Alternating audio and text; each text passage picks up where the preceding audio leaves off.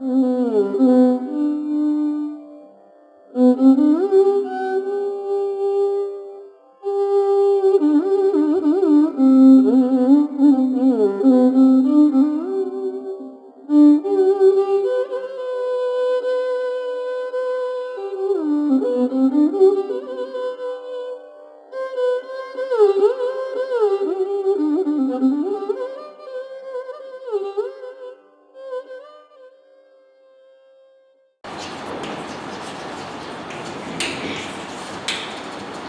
the concrete models will be the LP spaces, etc. So the concrete. So we will do something for general non-linear spaces, then we use them for this. I will make certain things, prove some of the claims. We need more machinery, but we will keep going. So this is a collection of vectors. This may be a collection of vectors which are functions. Okay. This may be function space. In which case the corresponding norm will be there. It may not be a function space, it may be something else also. So it is some collection of vectors with a norm attached. Now, we first introduce, let us look at it as a complex number. That is, scalars involved are complex numbers. It's a vector space is a field of complex numbers. Now look at any map which associate with each vector a number, a complex number. Such as a map like this is called a functional.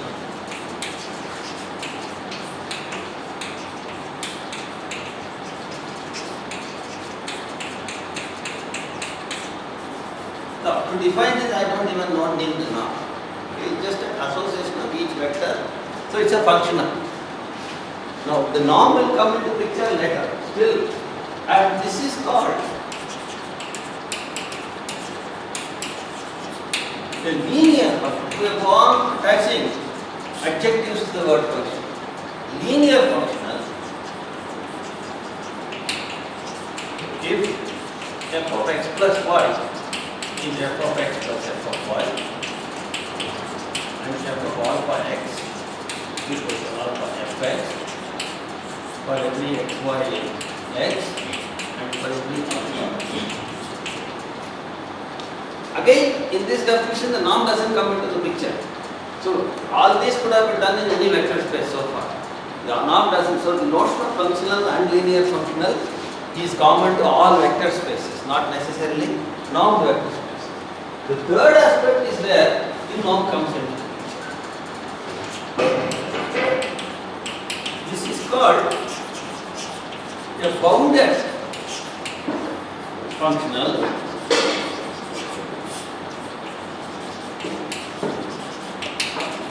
If there exists a constant k such that mod of fx is less than or equal to k times length of x for every x.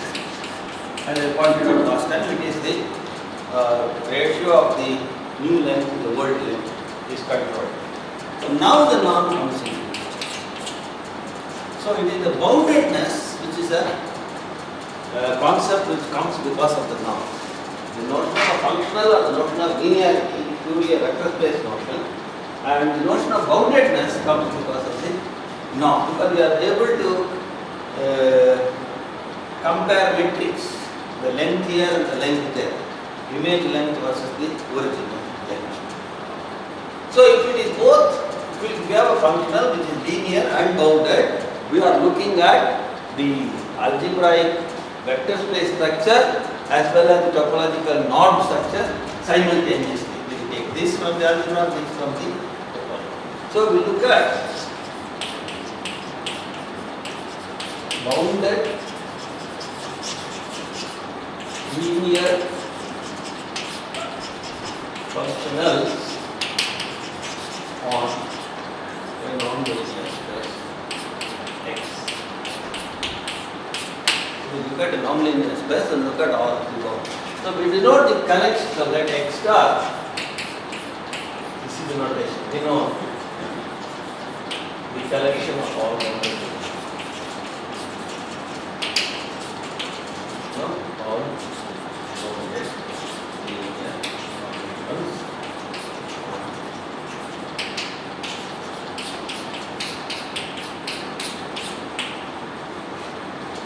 So once you are given a non-linear space, we look at all possible bounded linear functionals on that space, we collect them, put it in a basket, that is my basket X star. Now, I am going to observe several things about this X star.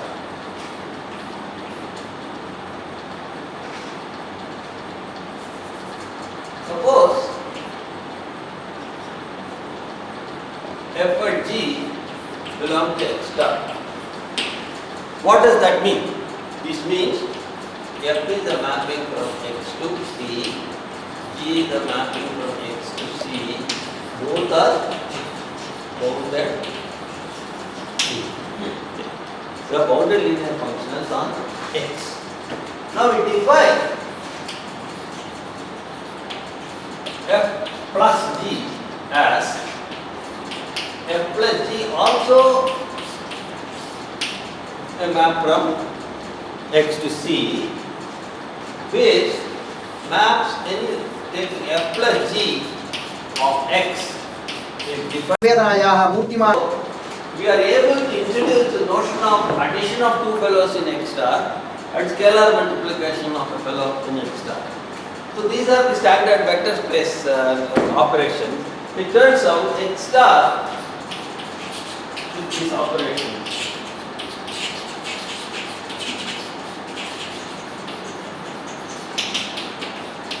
is a vector space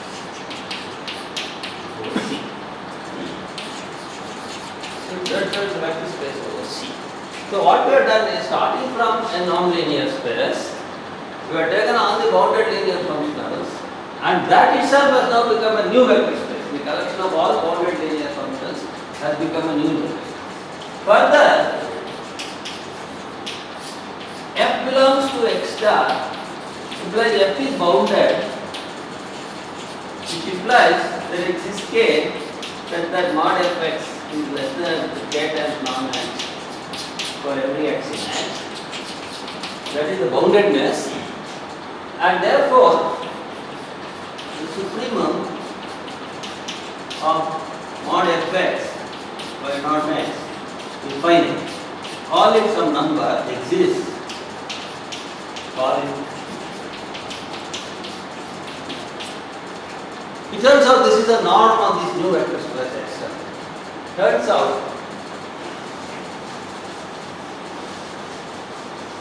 it's not easy, it's not difficult to verify. We do that. It turns out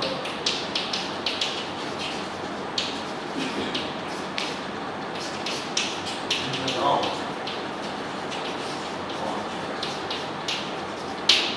You have to verify that it's a norm. What are the things to verify? First of all, it's non-negative. Obvious, because it's supremum of non-negative quantities, so it's non-negative. And when is it 0? Its supremum is 0. Therefore, this must be 0 for every x, but only mod fx equal to 0. This is for every x not equal to 0. This says for every x not equal to 0. But for 0 it is automatically 0 because linear. Linear now, always 0 is 0. So, therefore, in front of me f is the 0. Which associates each element the 0 number. So that is 0. And secondly, by definition, norm of alpha f is equal to supremum of mod alpha f x divided by norm x. X not equal to 0, but then that is equal to alpha mod alpha times norm. Easy. That's no problem. Then third is the triangle inequality. F and g belongs to X star. Then what is f plus g x for any x? By definition, that is equal to fx plus gx. But this is a complex number, that's a complex number because f is associating everything with a complex number. But we have the triangle inequality for complex numbers.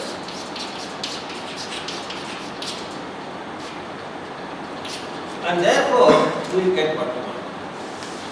So we get mod f plus g x divided by norm x is less than or equal to mod fx by norm x plus mod dx by norm x for any x not equal to 0, and this is the supremum of this is normal, the supremum of this is normal, and now we can take the supremum there. This is very straightforward verification, so I will zoom into that. That is normal G, but this by definition is normal.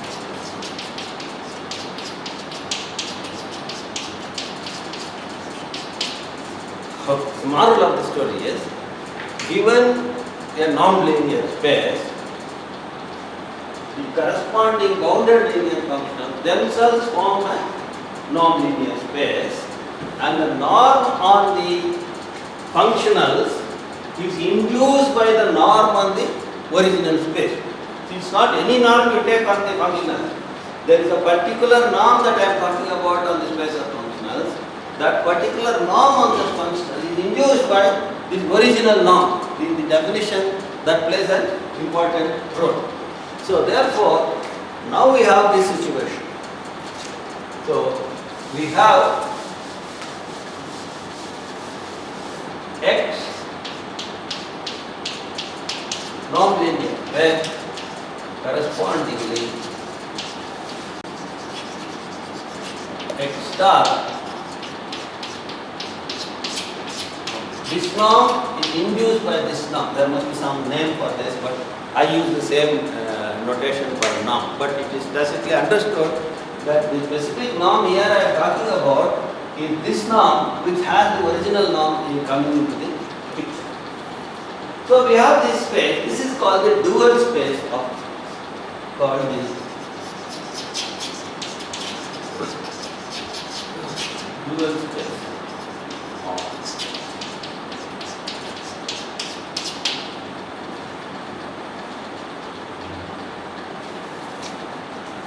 So corresponding to every non-linear space, there is another space that is living in there. And these two have a very important role to play with each other. Okay? There are lots of questions that have to be answered in X, or mapped from X to Y, or mapped from X to Z, mapped from X to X. Many questions that have to be answered.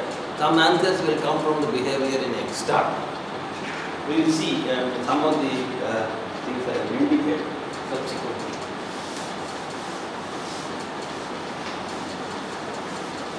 Now, one important thing is the following.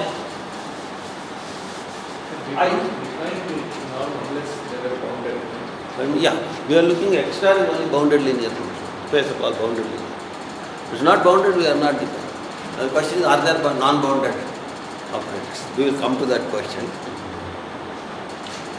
That's where the finite dimension and infinite dimension depart. Our commonality with finite dimension disappears. That in finite dimensions, no matter what the norm is, as long as you have finite dimensional non-linear space, all linear functionals are bounded. Whereas in an infinite dimensional space, you have linear functionals which are not bounded. So there is a difference between the algebraic dual and the topological dual. The algebraic dual is simply the collection of all linear functions, whereas the topological dual is, algebraic dual is only for the vector space structure. The topological dual is for the non-linear space structure. It's the collection of all bounded linear.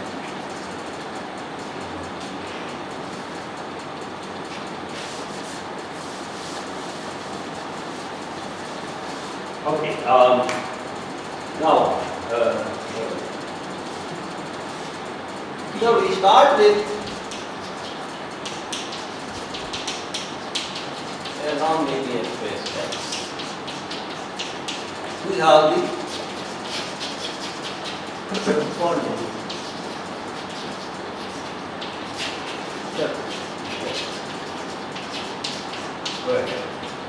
Typically, that differentiation operator is given as an example for the unbounded linear operator. That's a different one. There functionals are very specific symmetry. Functionals are very specific fellows which associate a number with each. These are functionals. When you talk about transformation, you can talk about a linear functional is a linear transformation from the nonlinear space X to the nonlinear space C. Instead of C, you could take a general nonlinear space Y. Then you have a linear transformation from X to X, X to Y. In particular, if Y is X, and you talk about linear transformation from X to X, then you have linear operators on X. Now, there also you can talk about bounded or not bounded. So, like that, can you give us one example for unbounded? Linear. I will give you. We will come to that. That's what. I'll first finish this, whatever I want to say, the structural part of it. And then I will look at the question of basis. What is meant by basis when you talk about only in terms of algebra. So what additional things you can talk about when you have a nonlinear space, and what is that thing that is demanded when you are talking only about algebraic basis, and what makes things work or don't work because of this. Okay. So these are some of the questions I will look at. Definitely your answer will come somewhere of unbounded linear functionality.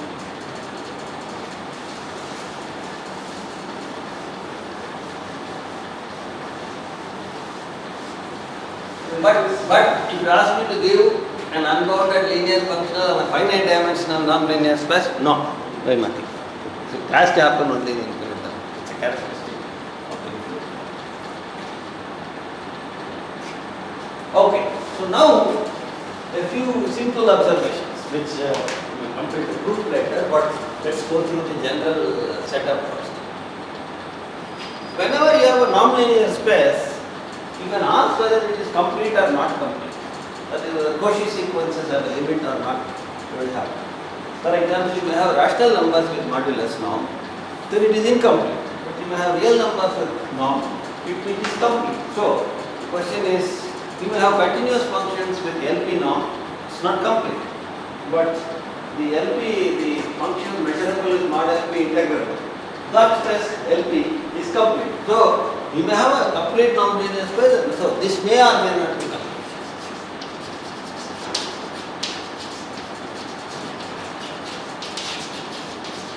That is, this may or may not be a complete nonlinear space called Banach space. So, this may or you may start with the Banach space, you may not start with the Banach space. It doesn't matter. You start with the nonlinear space. The interesting thing is irrelevant. This fellow will always be complete. He is always complete. Must be complete.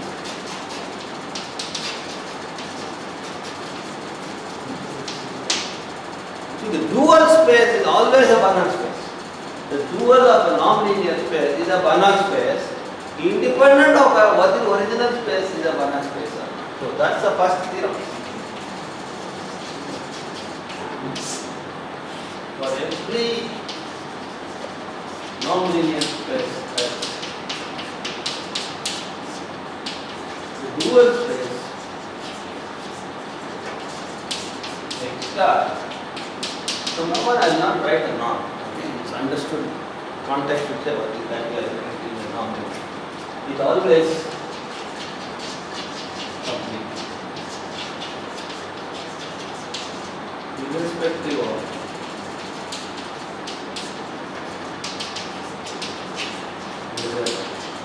X is complete.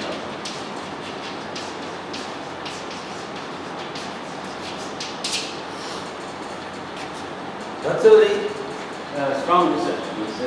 Dual is guaranteed to be Banach space. We will see number of examples of this.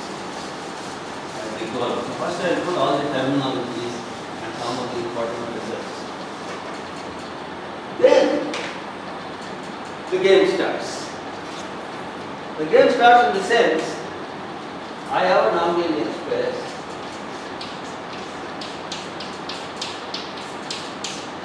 This let me here, this means here, dual.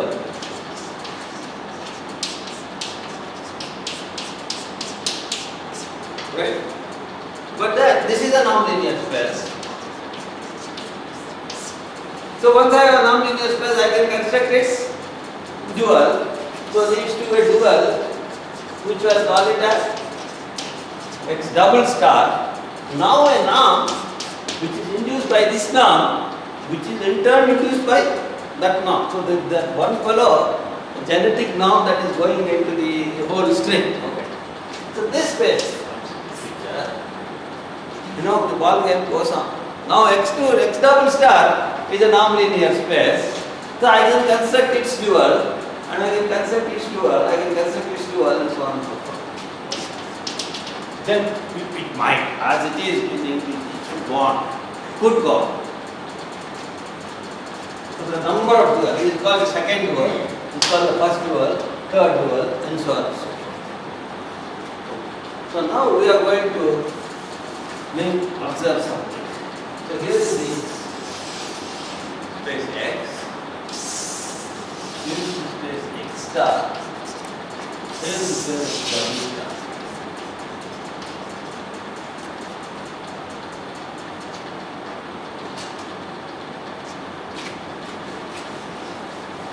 It's something like this. Let's look at it. Dual in the sense, okay, let me first. It's like a mirror. I reflect, and then I reflect again. I must see myself. Not do I see myself. In other words, do I see X in X double star? Well, the mirror is a true mirror. I see myself properly. Otherwise, I might have done some coding and then another coding or whatever, double coding that I am doing. So I have a coded version of myself. That's all. I would see, and I would have to see myself, any fellow here, to be able to see himself here in a coded version. So that we have to decode and see what is the coded version in which a fellow there can identify himself here. So what we do is the following. Suppose we have X, consider an X.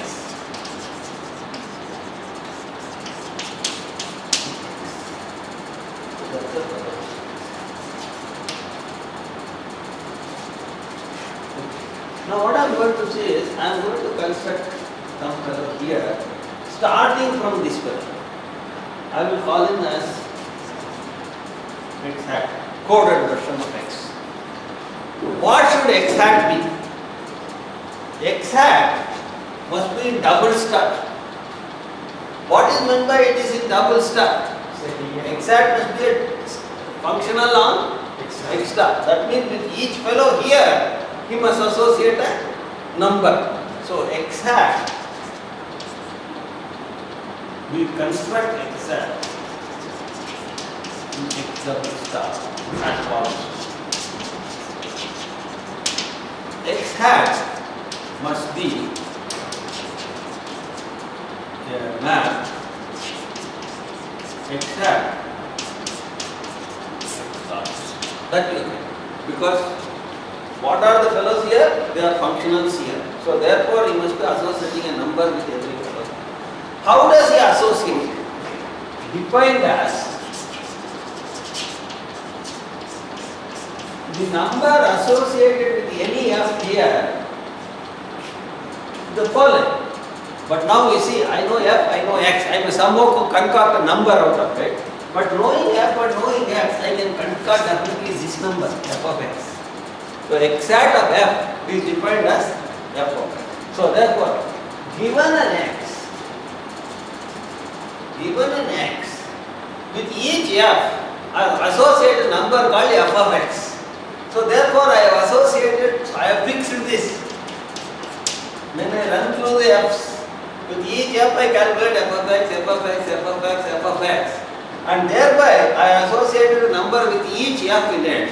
And therefore, I have a map from x star to c. Is that clear? So now, turns out, x hat is linear, x hat is bounded. It is easy to see this.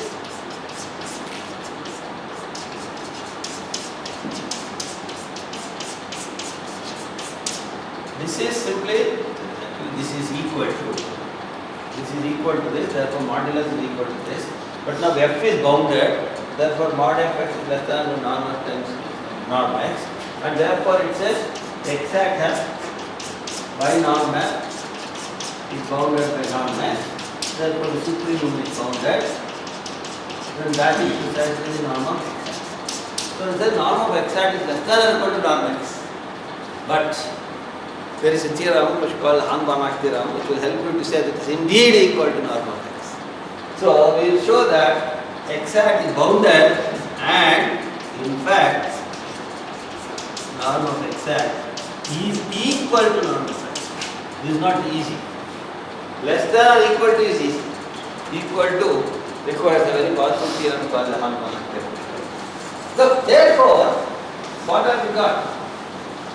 Every fellow here sees this image here in such a way the quantification is the same. Norm x hat is equal to norm x. The length is the same. Okay, norm is the same.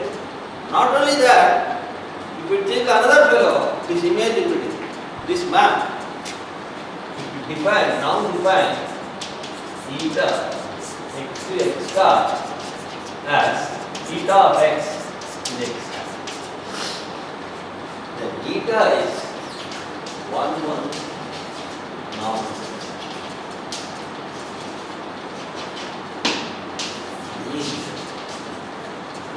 And because it is norm preserving, it is bounded. In fact, its norm is 1.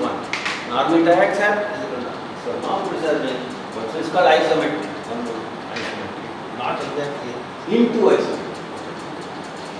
So therefore, this entire fellow is seen as a shadow here.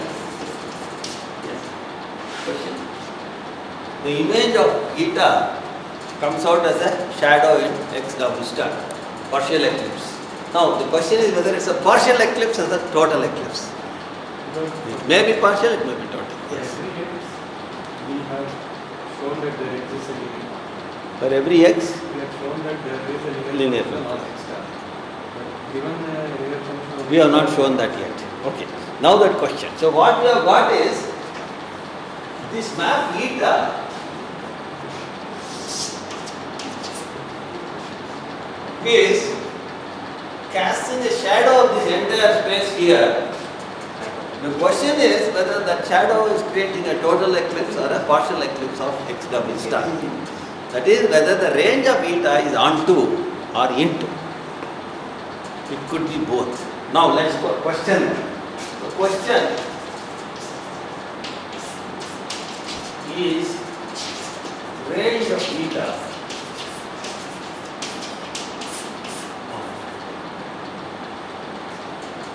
Now before we answer this question, we must observe one thing. Our first theorem says this is a complete space.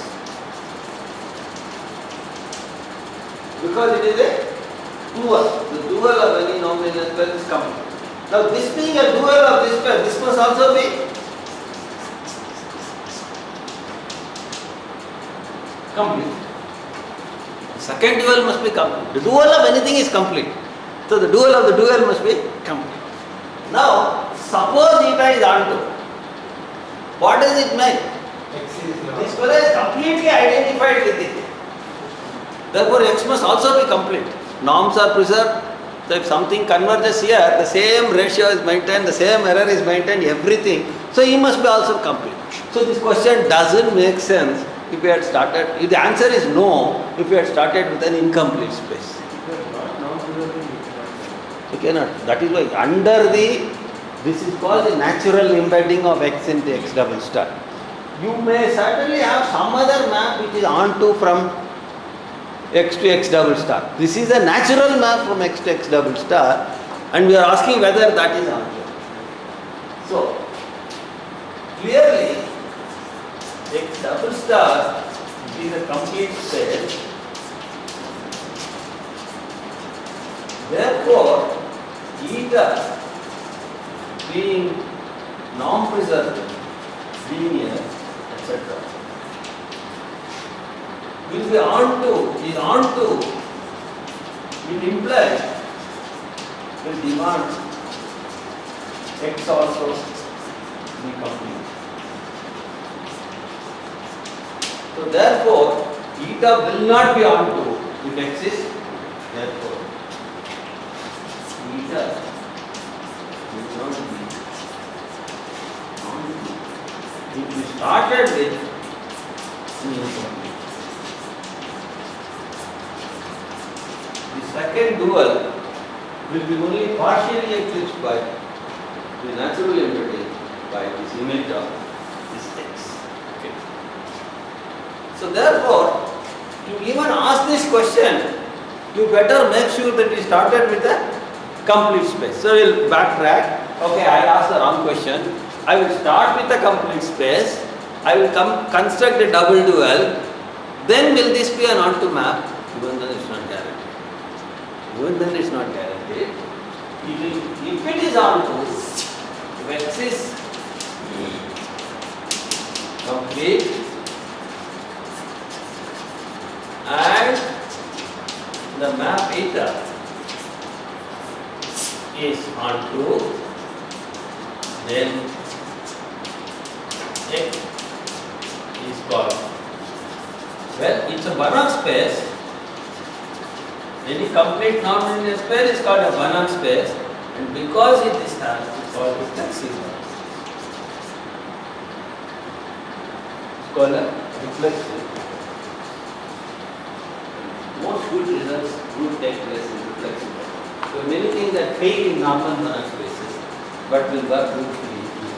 And when you have a reflexive Banach space, you can essentially do common things that we did with finite dimensional spaces to adjust the language properly.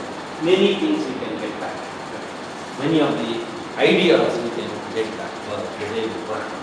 Therefore, reflexive Banach spaces are very important for us.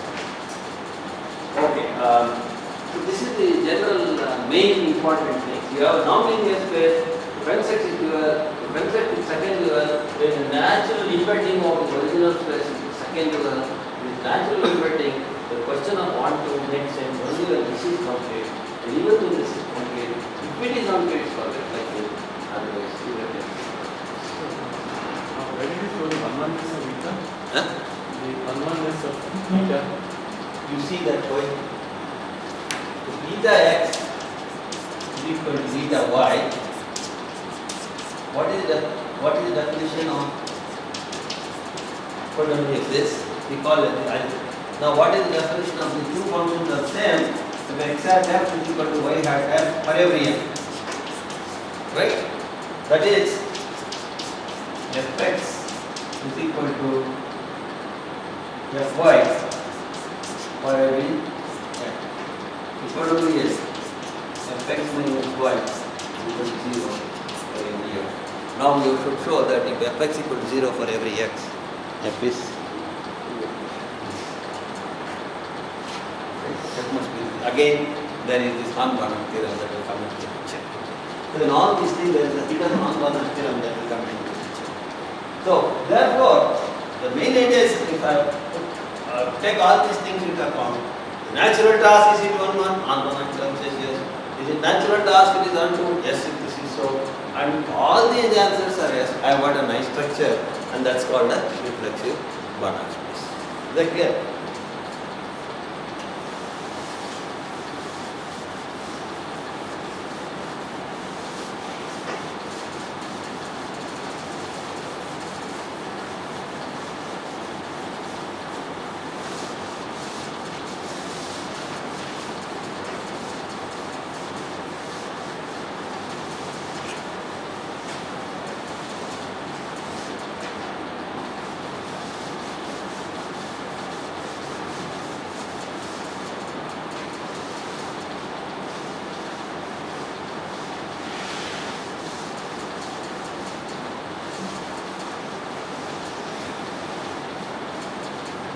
Now let me start with, I started with this example last time. Let me, I don't remember the numbers, but let me start. So let me start with now there is some very specific question. In general, the requirement that the norms be equal, is it a stronger condition if you are asking for just a continuity? Equivalent. The norms are equivalent. Yeah.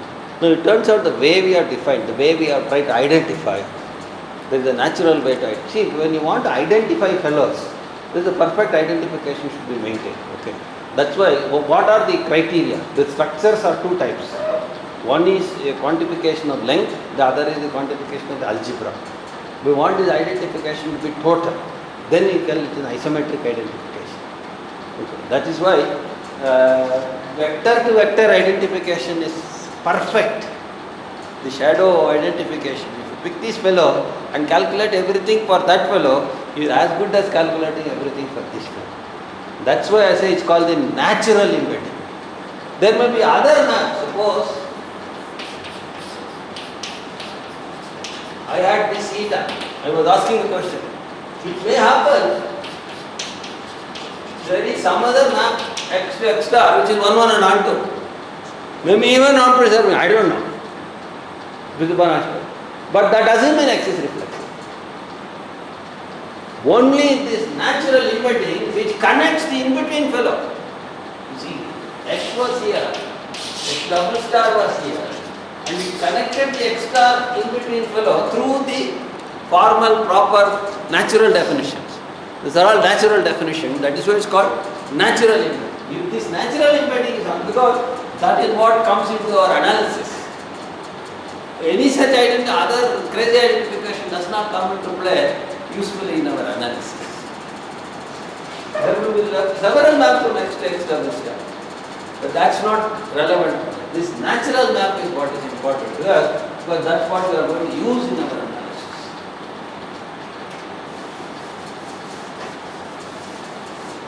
Is clear?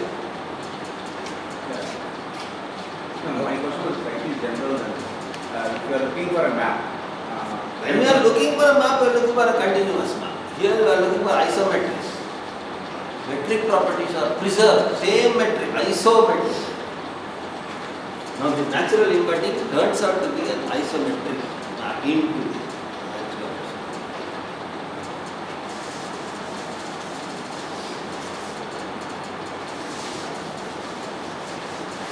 Okay, so now we are going to look at these things in different contexts.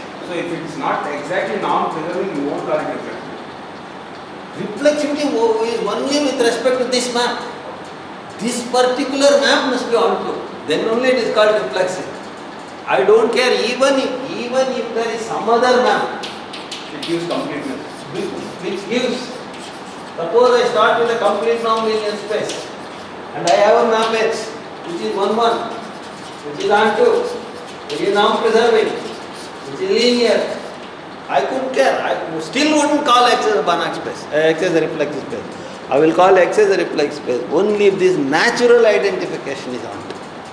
Because it is that natural identification that comes into analysis of all these equations solving, etc.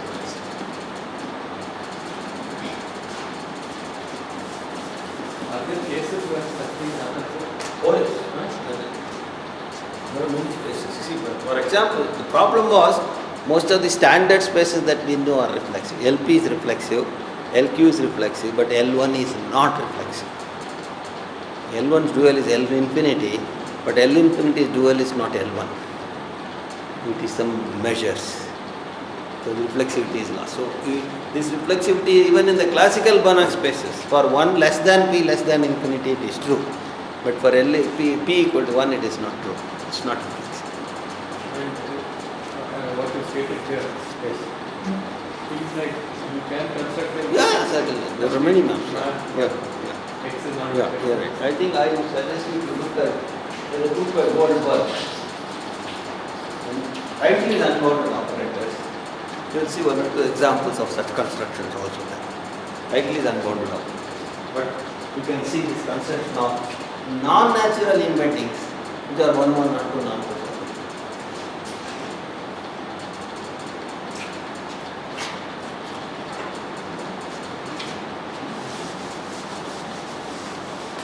Small book. You see big books, it's a very small book. So location is very easy. Very quickly you can see what are the pages you get answered. Okay, so now we look at the structure of the universe. in some specific cases. So the first example I started with was C3. Well, let me look at it as not C3 because I have introduced the norm also. So I will look at it as first of all L23. What is meant by L23? Three components and the norm is the two norm. So we can set up all vectors of this form such that norm of x is defined as summation mod x j squared j equal to 1 in 3. That's the spec. Set up all vectors, xi's are complex, j's are complex numbers, and the norm is defined like norm x2. So the norm is 2. And 3 says 3 components. In general, you will later complete to for n components. Now what I do is define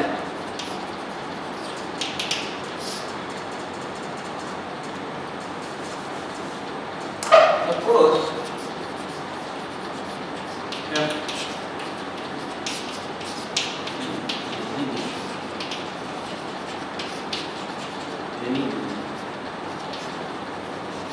any linear functional, any function, any linear.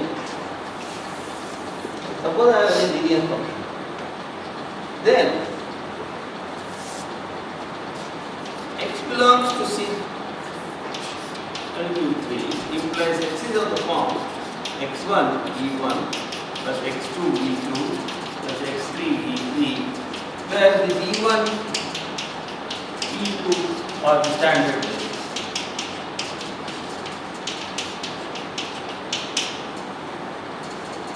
Okay. Therefore, f of x, f is linear, so superposition principle holds that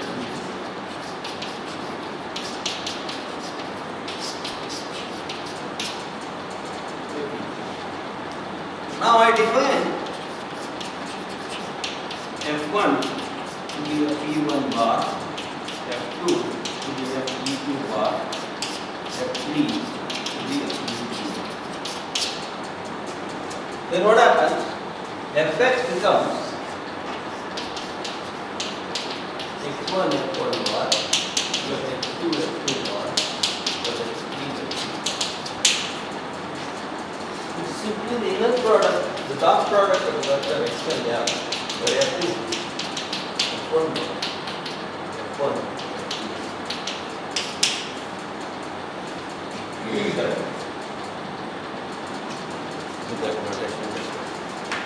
So what they say therefore is every inner product, every linear function is representable as a inner product. F of x can always be recovered as the inner product of x with respect to the vector f. So therefore, given for f corresponding to every f linear, we have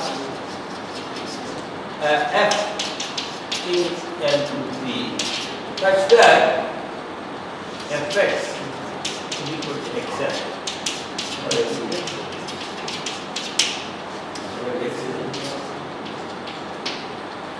So all these actions can be thought of as inner products.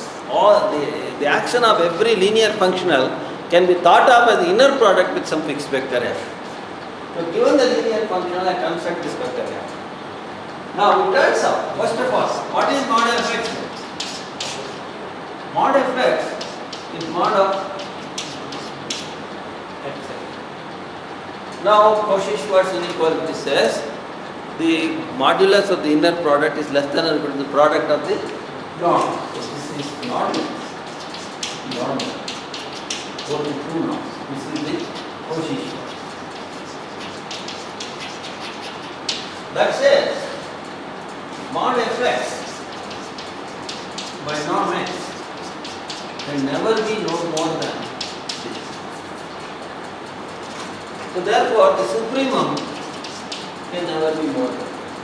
But the supremum is the norm. That's one observation. That is now what? See, now what we are doing?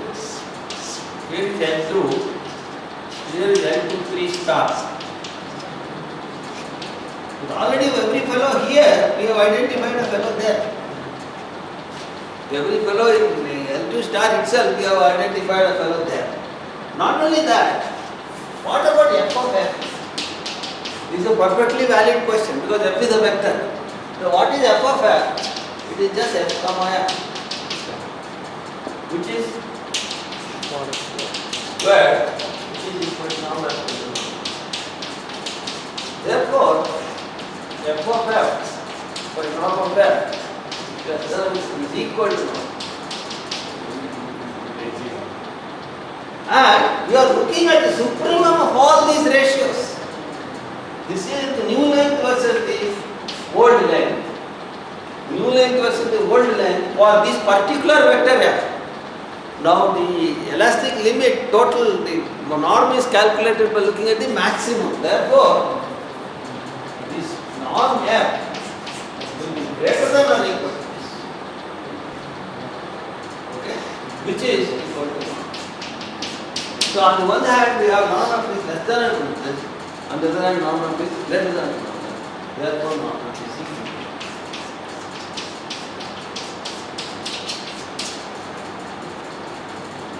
So what's happening here is, right away at the initial image itself we start identifying the color.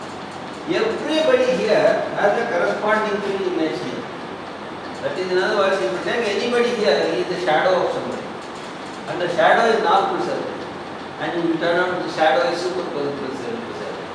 If F is identified as capital F, G is identified with capital G, F plus F will be identified with F plus G. And this identification will be total. Everybody here is identified with the fellow there, and every fellow here is identified with the fellow there, and therefore it's a total identity. See, this is the crucial. Give me F, I can find an F. Give me F, I can define F like this. So I got both ways identification. If you give me the little f, I will find the f through this method. If you give me the capital F, I will find the little f through this definition. So the identification is complete, non-preserving, it is 1, 1, it is R2, it is linear, everything is whole.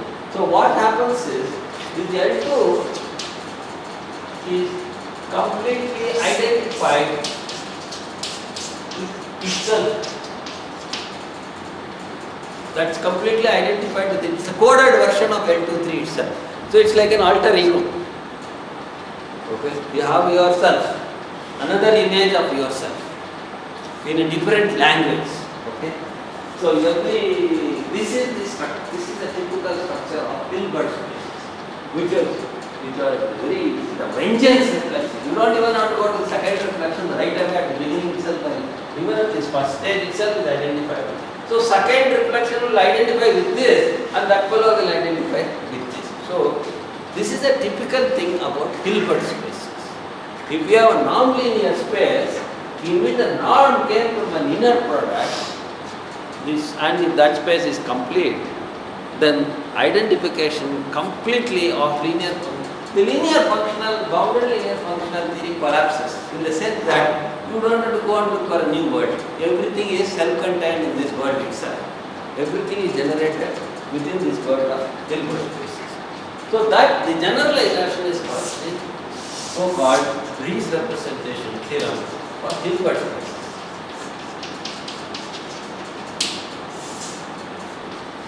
This is only an example. We'll have to prove all these things.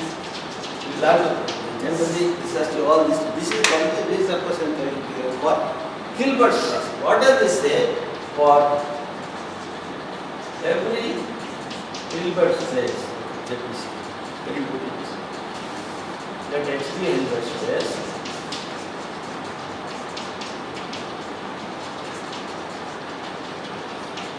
For every F in H star, there exists F in H, there is a unique F in H, such that Fx is equal to Xf for every X in H, and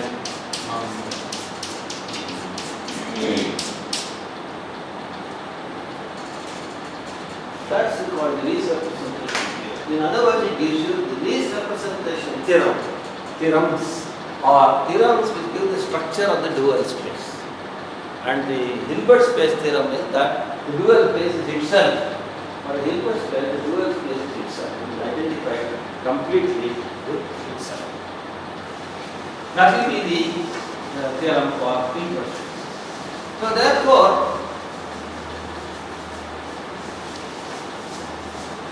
Hilbert spaces were very easily handled. But that's why in Banach spaces we got into difficulties. We were not sure where this chain is going to end. You may have X, XR, X double star, X triple star, and so on and so forth. We don't know where this chain is going to end. Go in the chain. Now, therefore, look at same thing. Instead of X to N. If you look at LPN, what is this? Again, let me say please. Again, we have this.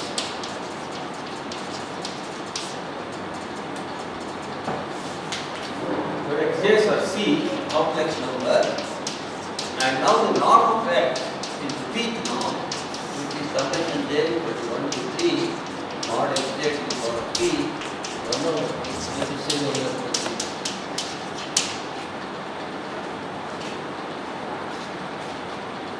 Once again, same story repeats. Let us take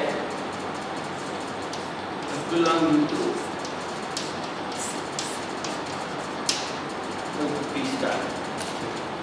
Then again, as before, we can write f of x and summation j equal to 1 to 3 x1 and p1.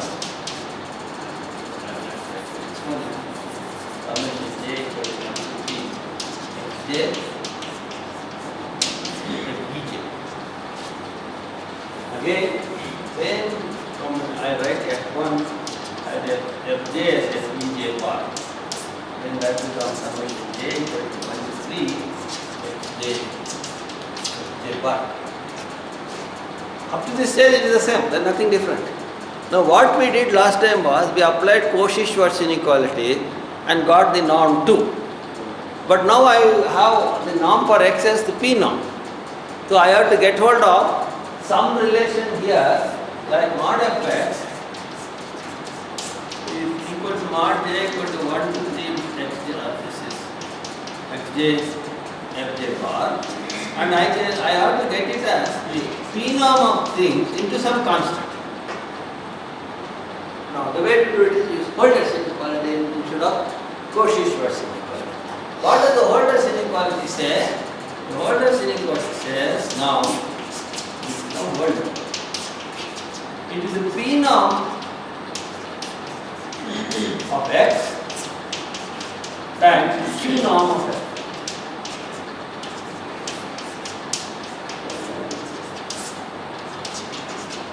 That's the Holder's inequality for the numbers. And therefore, this says mod fx is less than or equal to the p norm of this times the q norm of that. As before, now the rest of the game is the same. Mod fx divided by norm xp is less than or equal to the p q norm of x. Therefore, the supremum is this. Therefore, the norm is less than 1 by q plus 1 by q is 1. But 1 by q plus 1 by q is 1 in this case. yeah, right, exactly. The q and p are always conjugates in this is 1 by q plus 1 by q. Now, in this case, we got the other one very easily. The other inequality. It's not so easy, but we have to manipulate. Turns out, these are all the technical things that are to be simple. That is indeed equal to this. What this therefore says is, and now again, here is LP3 and here is LQ3 LP3 star and here is LQ. What this says is now take any fellow here, identify the fellow there. So what it says is the LP star is LQ. So the mark of the story here is LP3 star. So the Holder's inequality, the Cauchy-Schwarz inequality says the L2 star is L2. And the generalization of the Cauchy-Schwarz inequality is the Holder's inequality. And that says the LP star is LQ. And therefore, what will be LP3 star star? It will be LQ star. That LQ star means which conjugate given, which is N. So these LPs are all reflexive on our spaces. Therefore, LP N in general is reflexive.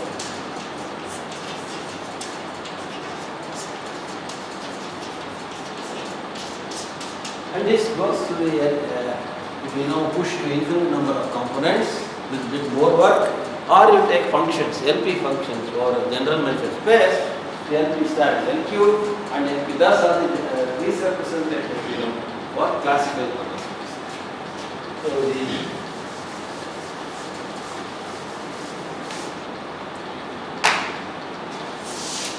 these representations here.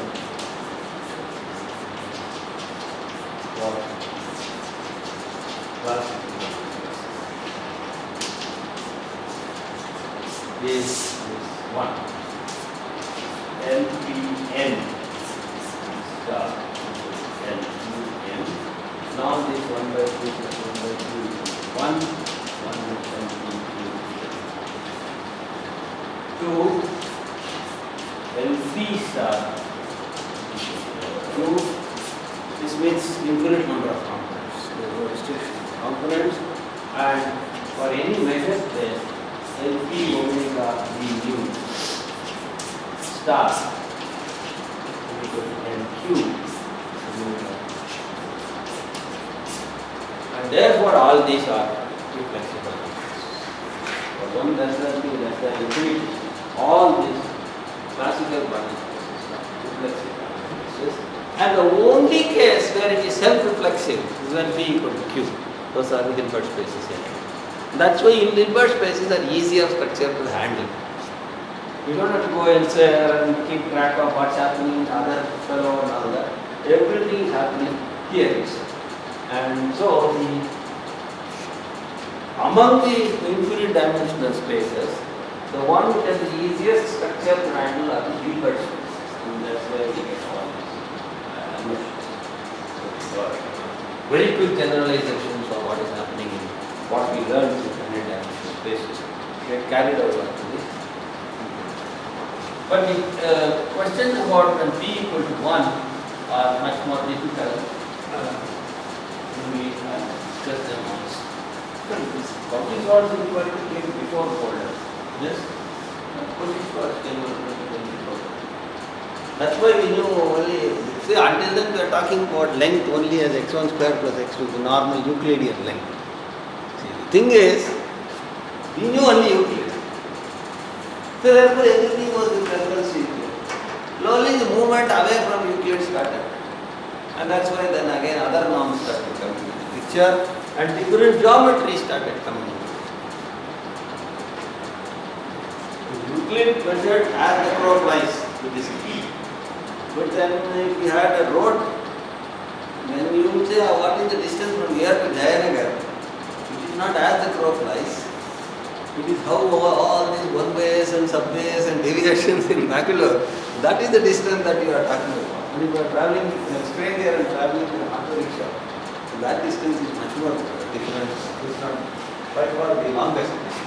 In other words, if you take the sphere, according to Riemann, the shortest distance between 2 points on the sphere, you take the great circle passing through that 2 points and take the smallest of the 2 arcs.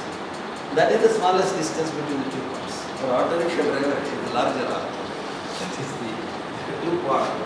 You are lucky that you are in the diameter end. So even an auto rickshaw driver cannot cheat you. He has to come exactly within that distance. So, Cauchy-Schwarz, much older because Euclidean geometry was known, Pythagoras theorem was known and all this. essential inequality. Coefficient inequality is simply a generalization of Pythagoras theorem.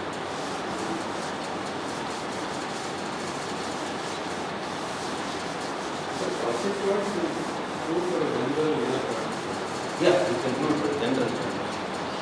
We started all our Same concept. from our two dimensions first, okay?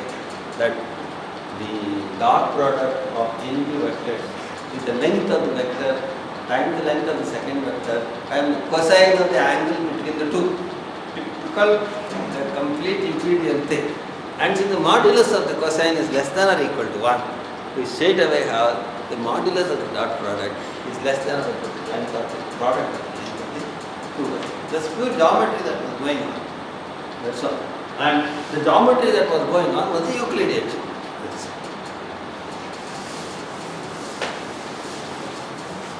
Now what is it? This is different geometry. There we are looking at geometry. We should Goldberg's and Minkowski for n component. We can prove for infinite number of combinations. Can prove even for LP spaces we have proved. All follow from the simple arithmetic geometric mean inequality. That's all.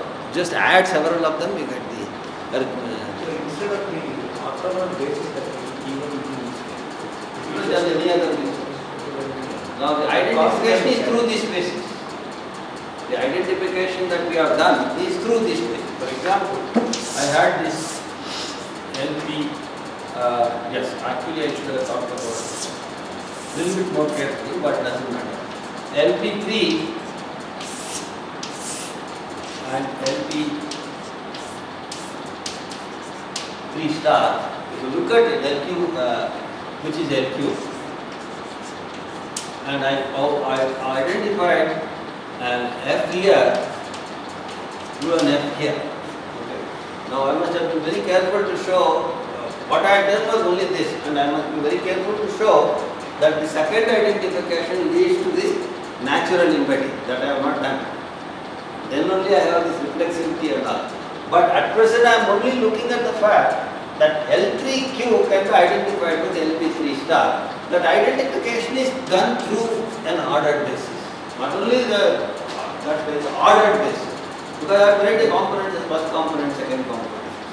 But then you choose some other basis, then the representation of the vectors x, x1 also have to be changed, and then again get those constants and then you can change. That's no problem.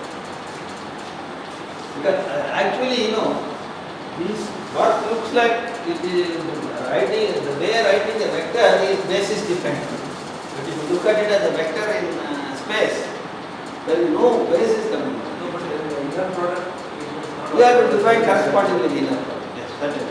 If you have to define the inner product carefully, that you get the original inner product. You have to take the inner product between those two base vectors also. So therefore, there will be a matrix of the transformation from this basis to that basis, and that basis has to be brought in this way. So I start with a simple ordinary basis, which takes things calculations easy. You are right.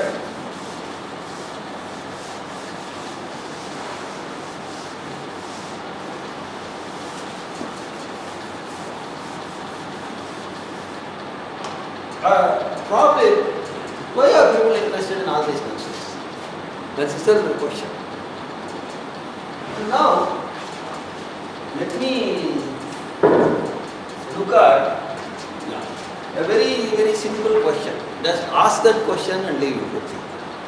Supposing I have a matrix here, even for the time being, look at 10 by n. Okay, suppose everything in our normal. And you want to solve, you want to look at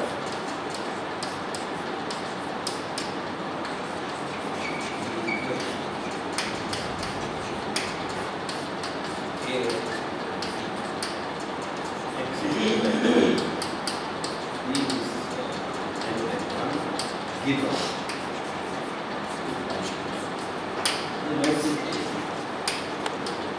You want to solve this equation, right? What are the things that we can do? What are the statements that we can do?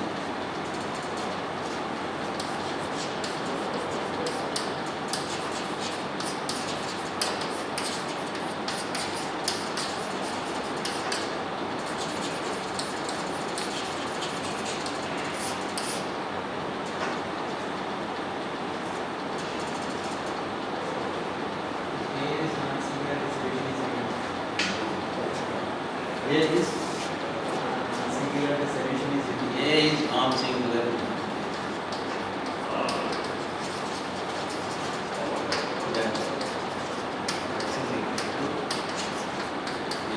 That's one case. What else there? it is the anti-efficient cases, unequally consistent, hypertrophic inconsistent. Say that again. If it is a rank deficient, Oh, there is question about rank definition.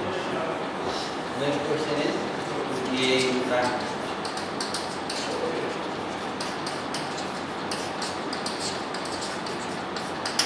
then either solution exists or it does not exist. There are some statements there. Now let us look at this question.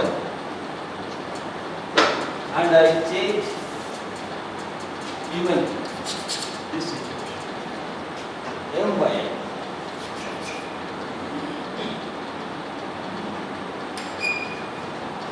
It means M by 1. Right?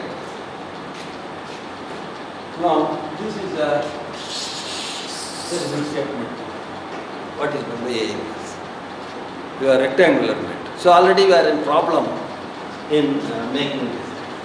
Well, maybe here some rank deficiency you can talk about and things like that. Now, so already I have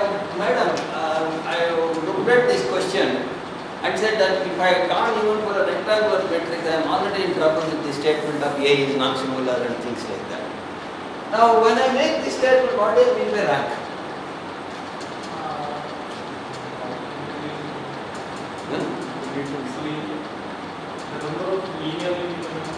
Number of linearly independent rows and all these things. Now suppose I move to an infinite. Now all I am asking questions very loosely. You will have to formulate all these things. I have infinite number of unknowns and infinite number of equations. Now this first statement doesn't make sense. Second also now I'm in trouble. What do you mean by rank? Number of linearly independent rows, there may be infinite. Still there may be linearly dependent rows also. Null space should not exist. Null space should not, Exist. null space should not exist.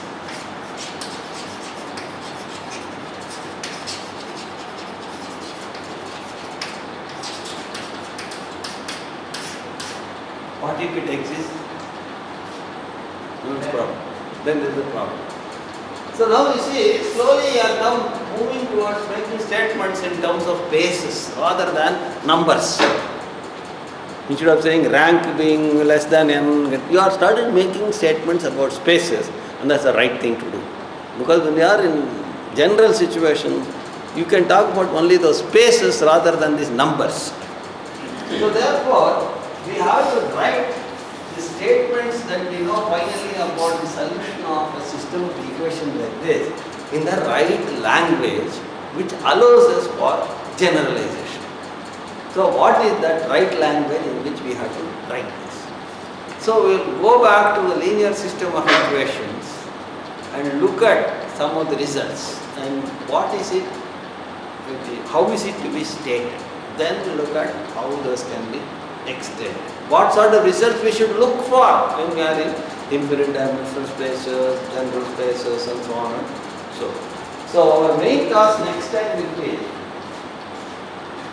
look at linear systems of equations, write down the facts properly the way we know, in a language that allows for generalization. Okay. So that will be our next class. What is it? What is the correct way of stating this? And there we will see how this doer is coming